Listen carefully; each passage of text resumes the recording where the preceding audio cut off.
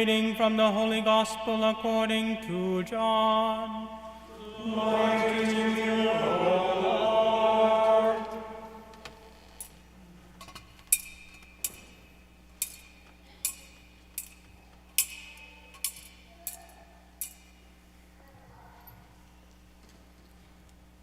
Before the festival of Passover, Jesus knew that his hour had come to depart from this world and go to the Father. Having loved his own who were in the world, he loved them to the end. The devil had already put it into the heart of Judas, son of Simon Iscariot, to betray him. And during supper, Jesus, knowing that the Father had given all things into his hands, and that he had come from God and was going to God, got up from the table, took off his outer robe, and tied a towel around himself. Then he poured water into a basin and began to wash the disciples' feet and to wipe them with a towel that was tied around him. He came to Simon Peter, who said to him, "Lord, are you going to wash my feet?" Jesus answered, "You do not know now what I am doing, but later you will understand." Peter said to him, "You will never wash my feet." Jesus answered, "Unless I wash you, you have no share with me." Simon Peter said to him, "Lord, not my feet only, but also my hands and my head." Jesus said to him, "One who has bathed does not need to wash, except for the feet, but is entirely clean. And you are clean, though not all of you." For he knew who was to betray him. For this reason he said, "Not all of you are clean." After he had washed their feet, put on his robe, and returned to the table, Jesus said to them, "Do you know what I have done to you? You call me teacher and Lord, and you are right, for that is what I am. So if I, your Lord and teacher, have washed your feet, you also ought to wash one another's feet. For I have set you as an example, that you also should do as I have done to you." The Gospel of the Lord. Praise to you, Lord Jesus Christ.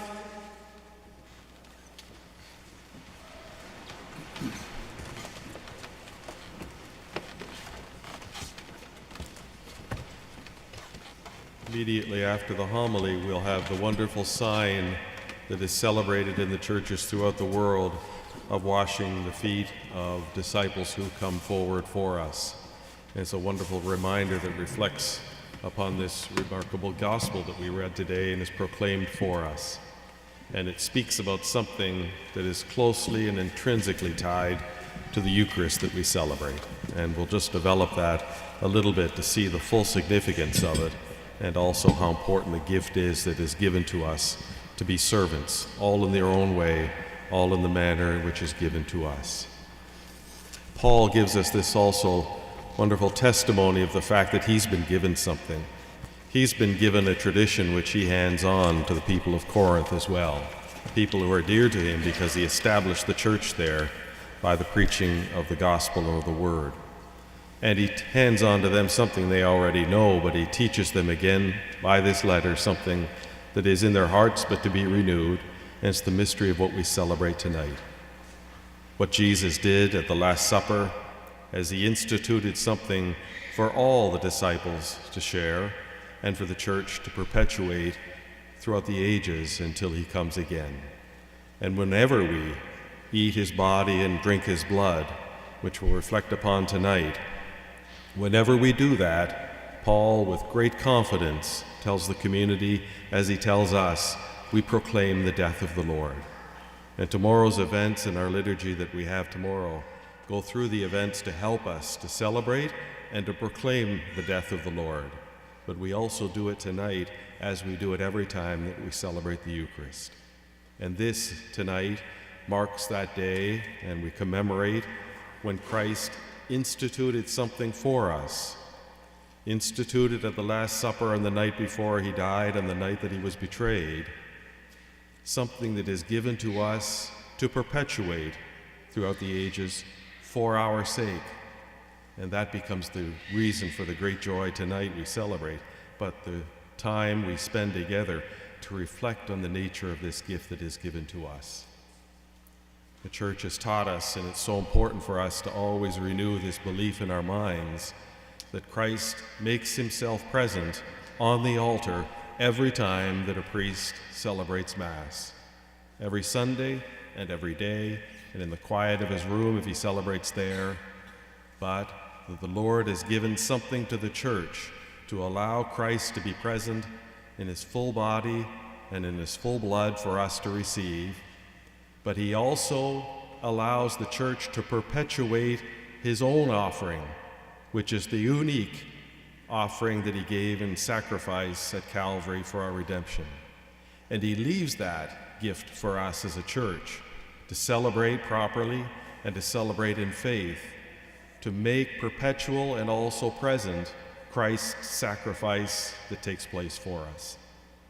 It is the same Christ and the same sacrifice, one in an unbloody way on the altar for ourselves that is given to us in the Eucharist, and the other that we commemorate tomorrow that took place this many years ago and centuries ago, that was the unique sacrifice of his blood that he gave his life for us. And this is the gift given to the Church. We don't have a drama tomorrow that reminds us of something. Christ becomes present tonight and every time that we celebrate the Mass, because the Church has been given a power by Christ to allow this to take place. And this is a faith that needs to be renewed within us again and again. And to see the precious nature of what this belief is strengthens our love of what the Lord has given to us. Paul teaches us, but we need to proclaim this belief.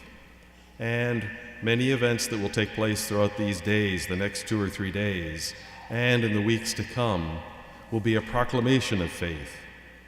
Every time we eat his body and drink his blood, we proclaim his death. But we will also proclaim other things this week, and we do throughout our lives, some which put a perpetual nature within ourselves and a mark within us, and some that will happen in these days ahead, especially on Easter Sunday and at the Vigil itself. But in order to make this profession, as the Church teaches and Paul teaches the Romans, we first have to believe with our hearts, and then we profess with our lips. And we need to think of those steps. We need to reflect, but also to believe with our hearts before we can profess with our lips. And tonight's celebration allows us, we take that grace, to deepen our faith in what takes place at the Eucharist.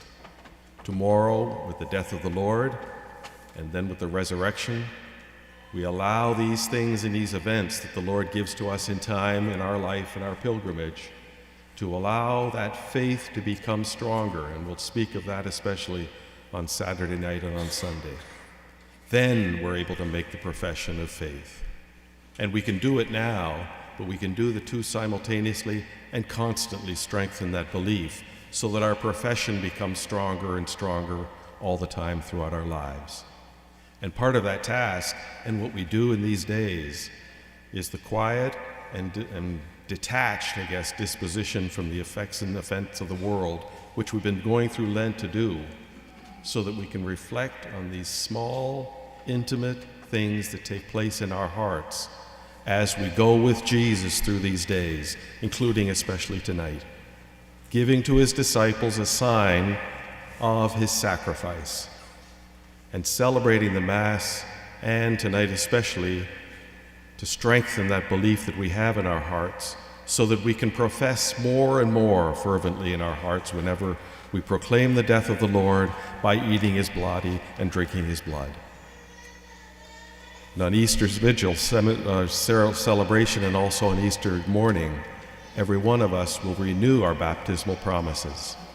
So important for us, but it's a renewal in what we believe based on the mysteries of the Eucharist and the mysteries of Christ's resurrection that we'll celebrate. And there are those among us who will be received into the Church and professing their belief in the Church who are already baptized, but there are also some among us who will enter into baptism for the first time and make a profession of faith in a way that will be a profession with their lips, but because there's already belief in their hearts that they've expressed. And this is what we will do too when we renew those bonds and we renew those promises that is part of what our baptism is. Christ gives to the church a priesthood that we celebrate tonight as well. He gives the Eucharist, but he gives the power to the church to confect and make the Eucharist take place in midst of the liturgy, in the midst of the celebration of the Mass. And he gives to those that he chooses, men from among the community who share a priesthood of the baptism with all the baptized. He calls them forward to become servants of the Eucharist, to be given the power that when they celebrate the Mass, the faithful have the absolute confidence that Christ is present in the body and blood of the Eucharist that we share. And this becomes a great gift for the church. Jude, who is with us tonight serving as a deacon, will be ordained a priest only in a matter of weeks. And this will become a profession of his, a profession in the priesthood and in the profession in the vocation that he's being called to. Priests who are with me tonight, who are celebrating, are renewing once again the gift that's been given to them and for the church in the mystery of what the Eucharist is and the priesthood that serves the Eucharist and the community. And the sign of the washing of the feet is the sign to us that intrinsically a power that is given to the church is never, ever, ever separated from service, and service from the lowest place that Christ shows, the very washing of people's dirty feet. And those who are given that privilege of having that power within the church have to build within themselves that aspect of service, of being a servant from that place. And then the fruits of their Eucharist that they celebrate will flourish in the world and in the ministry that they do. And the church will flourish as well.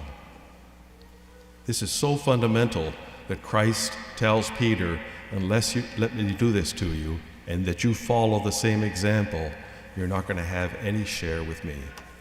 And Peter immediately professes something because he's been with the Lord all these weeks and all these years, and he loves the Lord and knows there's no other solution to his life except the Lord.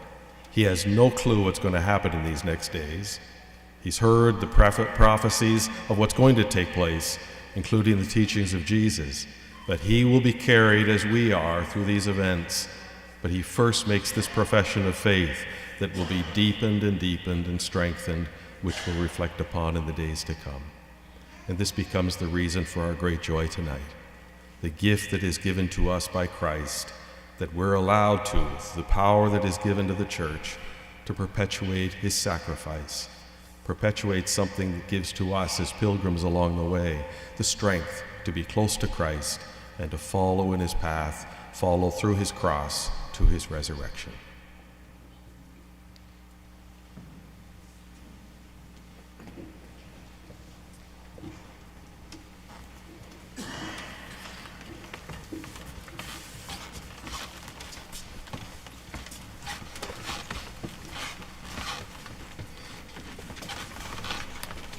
Could those who are having their feet washed please come forward?